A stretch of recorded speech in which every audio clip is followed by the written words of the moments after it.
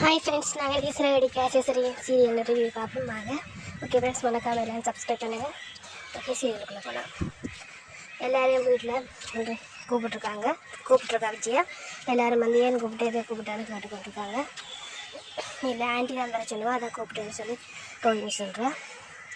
அப்போ என்னாச்சு ஏதாச்சுன்னு எல்லாரும் ரவியும் ஹோட்டல்லேருந்து சாப்பாடு வாங்கிட்டு வந்துக்கு அம்மா வாங்கிட்டு வர சொன்னோம், அதான் வாங்கிட்டு வந்தேன்னு சொல்லுவேன். சரி என்ன வெயிட் பண்ணி கொண்டு இருக்காங்க. அப்போ ரூமுக்குள்ளே சலங்க சத்தம் கேட்குது. என்னாச்சுப்பா ஏதாச்சுப்பாண்டு எங்காது பொருளா என்னென்று பார்ப்போம்னு சொல்கிறாங்க. அப்போ மட்டும் சொல்கிறேன், அப்பா ஏதோ பிரச்சனையாக இருக்குது, வாங்கப்பா என்ன ஏதுன்றது. அது ஒரு பிரச்சனை இல்லை, உங்களோட அம்மா தான் ஒரு பொறுமையாக இப்போ தெரிய மாட்டேங்க. உங்களுக்கு ரூமுக்கு என்ன விஜயா வாரா, பரதநாட்டியம் ஆரோக்கியத்தில் வாரா. அப்போ வந்தோடனே எல்லோரும் ஆச்சரியமாக பார்க்குறாங்க. பரதநாட்டிய ஸ்கூலில் ஆரம்பிக்க போகிறேன்னு சொல்லி விஜயா சொல்கிறா. நல்லதாண்டின்னு சொல்லி சுருதி சொல்கிறா. நான் சின்னலேருந்து பரதநாட்டியம் ஆடினேன், நீங்கள் சொல்ல நீங்கள் சொன்னீங்கம்மா நான் நம்பலை, ஆனால் பார்க்க இப்போ தான் தெரியுதுன்னு சொல்லி ரவி சொல்கிறேன். நல்ல விஷயம் தான் நன்றி, வயசானாலும் நீங்கள் உங்களோட இதை வேலையை கண்டினியூ பண்ணுறீங்கன்னு சொல்லி சுருதி என்கரேஜ் பண்ணுறா. சரி சொல்லி அவள் கொஞ்சம் போஸுகள் ஆட இங்கே இருக்கிற எல்லோரும் கொஞ்சம் பயமாக இருக்குது. கொஞ்சம் பயந்து பார்த்து கொண்டு இருக்காங்க, முடிச்செல்லாம் பார்க்க. அப்போ ரவியும் முத்துவும் அவங்களோட அப்பாட கையை பிடிச்சி கொண்டு குந்தி இருக்காங்க. அப்போ பயங்கர ஒரு போஸில் ஆடிக்கொண்டிருக்கா. ஆடி சுருதி போய் அவள் கட்டி பிடிக்க, ஆண்டி சூப்பராக இருக்குது, நீங்கள் நல்ல இளமையாக ஜங்காக இருக்கீங்கன்னு சொல்லி வெட்டியாக இருக்குன்றலாம் சொல்கிறா. அவள் நல்லா ஹெப்பியாகிறா. அப்போ சொல்லி இவங்களும் ஒரு இதாக பார்த்து கொண்டிருக்காங்க. அப்போ விஜயா சொல்கிறா, இனி எல்லோரும் என்ன ஒரு வேலை இல்லைன்னு தான் நான் மதிக்கிறேன். இல்லை இனி எனக்குன்னு ஒரு வேலை வந்துட்டு நான் ஒரு ஸ்டூடெண்ட்டுக்கு 2000 ரூபா ஃபீஸ் வாங்க போகிறேன். என்னட்ட ஒரு 40 ஸ்டூடெண்ட் வந்தாலும் எனக்கு மாதம் 90,000 வந்துடும். அப்போ என்ன யாரும் இனி இலக்காரமாக நினைக்க மாட்டாங்க என்னன்னு சொல்லி சொல்கிறா.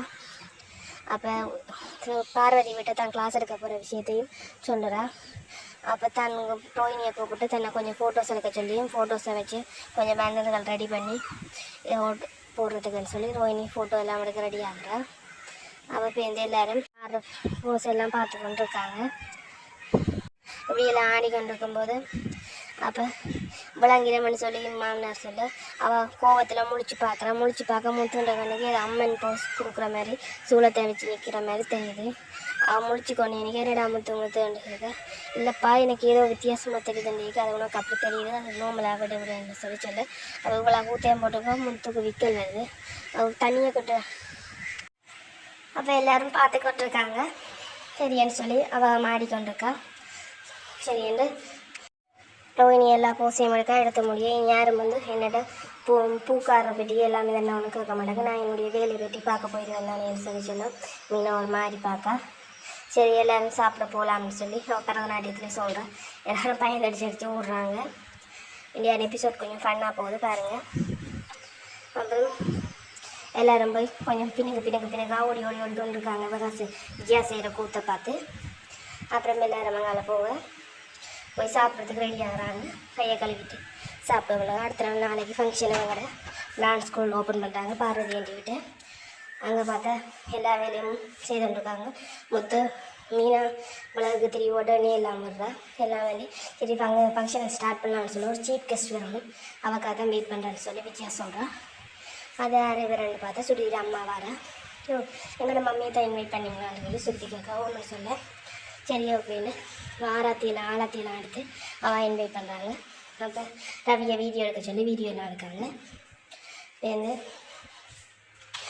சம்மந்தி ஃபஸ்ட்டு தொடங்கி வச்சா நல்லா இருக்குமென்னு சொல்ல மனோஜோட பிஸ்னஸ் ஏவாதில் தொடங்கி வச்சவான்னு சொல்லலாம். அதை நம்ம ஈஸியாக ரிட்டர்ன் கொடுத்துட்டாங்கன்னு சொல்ல சரி ரெண்டாலும் அவள் தானே தொடங்கி வச்சா அது வேண்ட வேலை முத்துண்ட வேலையாக ரிட்டர்ன் கொடுக்க வேண்டி வந்தது என்று சொல்லப்படுது.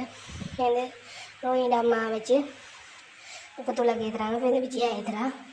இப்போ வந்து சுருதியை கூப்பிட்றாங்க. அப்புறம் ரோஹினி சொல்கிறா, நான் தானே இந்த ஆண்டிக்கு இந்த ஐடியாலாம் கொடுத்தேன், ஆண்டி சுருதியை கூப்பிட்றாவே என்று சொல்ல இல்லை உன்னை கூப்பிடுவேன் கடைசியாக கூப்பிட்றான்னு சொல்லி மேலே சொல்ல கடைசியாவான்னு ரோஹினி கேட்காங்க. இல்லைக்கா கடைசியாக இருந்தாலும் ஒன்று லேட் வடிவா நீட்டாக கூப்பிடுவான்னு சொல்ல சரி ஓகேன்னு இருக்கேன்னா இப்போ விஜயா ரோஹினியை கூப்பிட்டு உலக கொடுத்தது.